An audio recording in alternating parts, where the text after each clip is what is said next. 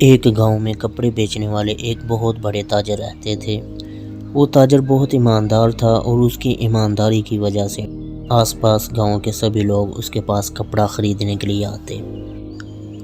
آس پاس کے گاؤں میں بھی کپڑے کی کوئی دکان نہیں تھی، اس لیے سیٹھ خود ہی کپڑے بیچنے دوسرے گاؤں میں جاتے تھے اور سیٹھ کا اکثر اوقات دوسرے گاؤں میں آنا جانا لگا رہتا تھا۔ ایک مرتبہ سفر سے لوٹتے وقت سیٹھ ایک درخت کے نیچے آرام کرنے بیٹھ گیا اور تھوڑی ہی دیر میں سیٹھ کو نیند آ گئی۔ جب وہ نیند سے جاگا تو اس نے اپنے آس پاس چڑیوں کا ایک جھنڈ دیکھا۔ خوبصورت چڑیوں کو دیکھ کر سیٹھ نے سوچا کتنی پیاری چڑیاں ہیں، ایک دو چڑیوں کو ساتھ لے جاؤں تو گھر والے بہت خوش ہوں۔ یہ سوچ کر سیٹھ نے اپنا کپڑا چڑیوں پر پھینکا اور ایک چڑیا کو پکڑ لیا۔ اس چڑیا کو سیٹھ اپنے گھر لے آیا اور چڑیا کے لیے سونے کا پنجرا بنوایا، پانی کے لیے کٹوری اور کھانے کے لیے ایک چھوٹی سی پلیٹ بھی رکھ دی۔ چڑیا سونے کے پنجرے میں رہنے لگی۔ چڑیا کو امرود، سیب اور طرح طرح کے من پسند کھانے دیے جانے لگے۔ گھر کے بچے اور سیٹھ چڑیا سے باتیں بھی کرتے۔ چڑیا تھوڑا تھوڑا بولنا بھی سیکھ گئی۔ چڑیا کے ساتھ باتیں کرنے میں سب کو بہت مزہ آنے لگا۔ چڑیا کے ساتھ باتیں کر کے گھر والوں کا بہت دل بہلتا۔ سب گھر والے ہنسی خوشی چڑیا کے ساتھ رہنے لگے۔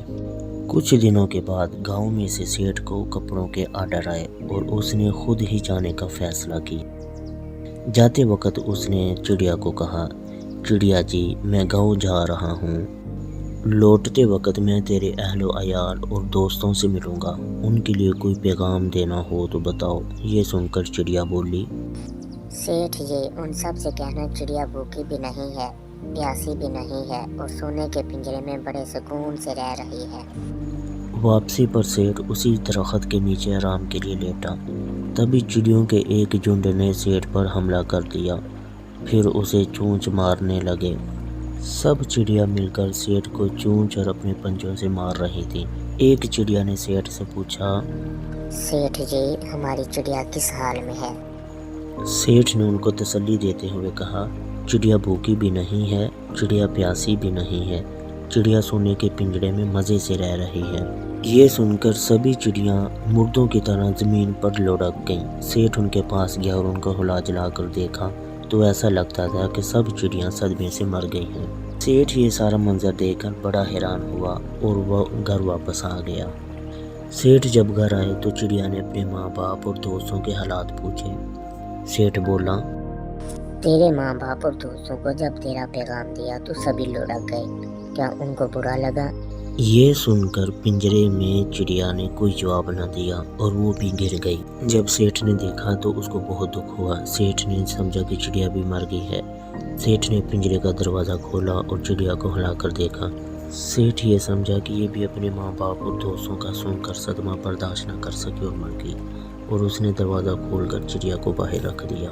سیٹھ جی چڑیا کے پاس بیٹھے ہوئے اس کو دیکھ بھی رہے تھے اور بہت غمگین ہو رہے تھے۔ چڑیا کو جیسے ہی موقع ملا چڑیا فوراً ہی اڑ گئی اور جاتے ہوئے سیٹھ جی سے بولی، سیٹھ جی میں آپ کی بہت شکر گزار ہوں، مجھے اپنے ماں باپ کا پیغام مل گیا ہے، میں ان سے ملنے جا رہی ہوں۔ آپ کا پنجرا اگرچہ سونے کا تھا لیکن وہاں قید میرے لیے جیل تھی۔